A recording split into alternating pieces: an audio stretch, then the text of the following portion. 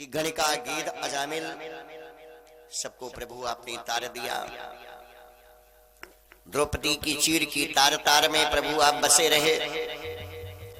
तो आज मेरी बारी है प्रभु, हमको बचा लीजिए।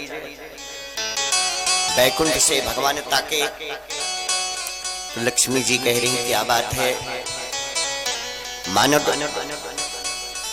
आप बार बार पृथ्वी की तरफ क्यों ताक रहे हैं? तो बोले लक्ष्मी जी मेरा भक्त आज मुझे पुकार रहा है। कौन है आपका भक्त? वैसे भगवान पहले भी बोले हैं कि यद्यपि पूर्व बैकुंठ बखाना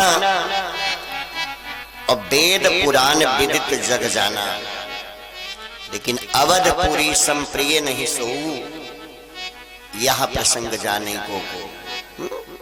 तो मेरे भक्त तो मृतलोक में हैं। कौन है? आज हाथी भगवान को बुला रही है। तो निज छल बल कर हारि गज, अब जब लियो राम को नाम, और रा कहते हरि दुख हरियो, और मां कही छूट्यो, और हा उचर्यो बैकुंठ में तो थी हाथी के पास। तो बैकुंठ से भगवान मृतलोक में कितनी देर में कैसे आ गए? तो अपने भक्त के लिए भगवान जब चलते हैं तो बाबा तुलसीदास जी ने कहा किसी सवारी की जरूरत नहीं है। भगवान सवारी से नहीं आते हैं, पहले तो परमात्मा प्रकट होते हैं। ज्ञानियों का कथन है कि ईश्वर हमारे भीतर हैं, सामने प्रकट हो जाते हैं और चलते हैं। कैसे? कि बिनु पग चलाए सुनय बिनु काना, बिनु कर करम कराए विधि नाना। बिनु पग चलाए सुनय बिनु काना, बिनु कर करम कराए विधि नाना।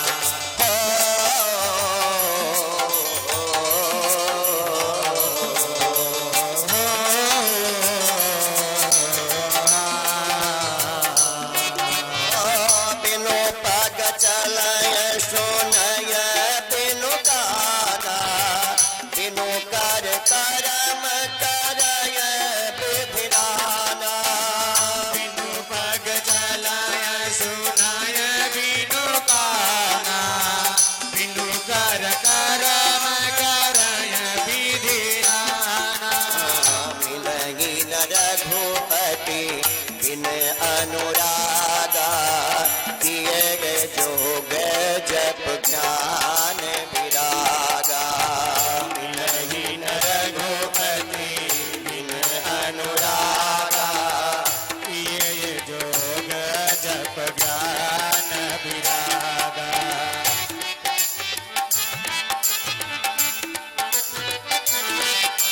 जय हो बिनु पग चलय सुनय बिनु गाना, बिनु कर करम करय विधि नाना। बिनु पग चलय सुनय बिनु काना, बिनु कर करम करय विधि नाना।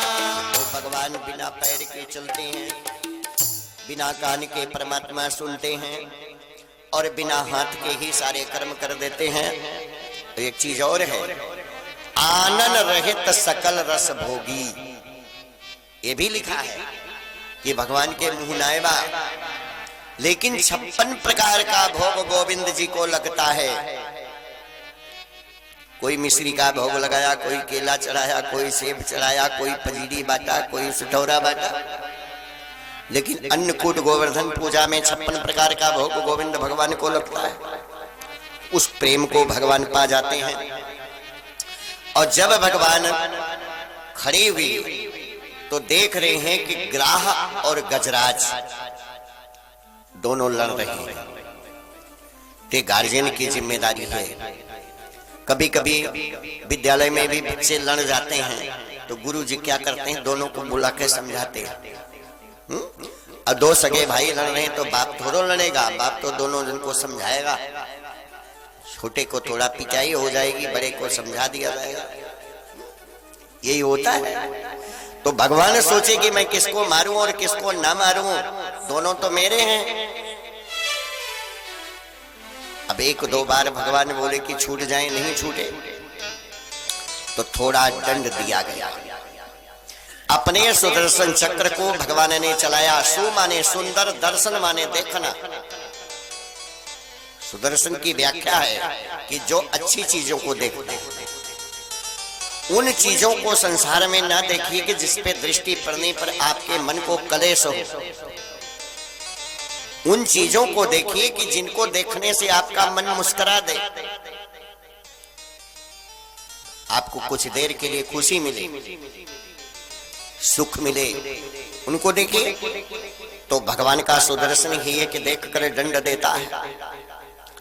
और अपने सुदर्शन से उस ग्राह के मुंह को भगवान ने फैला दिया। 25 तो उसके मुंह में दांत हैं टेढ़े मेढ़े। अब एक दो दांत तो टूट गए। जब दांत टूट गए तो मुंह फैल गया और हाथी का पैर बाहर आ गया। तो ग्राह के मरते समय एक देवतुल्य पुरुष उनकी शरीर से निकलकर बाहर खड़े हो गए। और गजराज ने भी अपनी शरीर को त्याग करके किरीट कुंडल पहन करके राजा बन गए। दोनों जन खड़े हो गए। तो राजा परीक्षित ने कहा कि ये कैसे हो गया? लेकिन देखिए ऐसा है कि जो ग्राह है ये पूर्व जन्म में हुहू नाम का गंधर्व था। और देवल ऋषि एक बार सरोवर में स्नान कर रहे थे तो उनके पैर को पकड़ करके खींच लिया। तो बाबा ने इनको श्राप दे दिया कि आप जाओ मगरमच्छ हो जाओ। और हाथी ये द्रविड़ प्रांत के पान देश के राजा थे और इनका नाम इंद्रदुम्न था। ये परम वैष्णव से मलयाचल पहाड़ पर तपस्या कर रहे थे। तो एक दिन इनके सदगुरुदेव जी महाराज, जिनका नाम है अगस्त ऋषि, अपने शिष्य के घर आ गए। तो पता चला कि राजा बैठकर पूजा कर रहे हैं।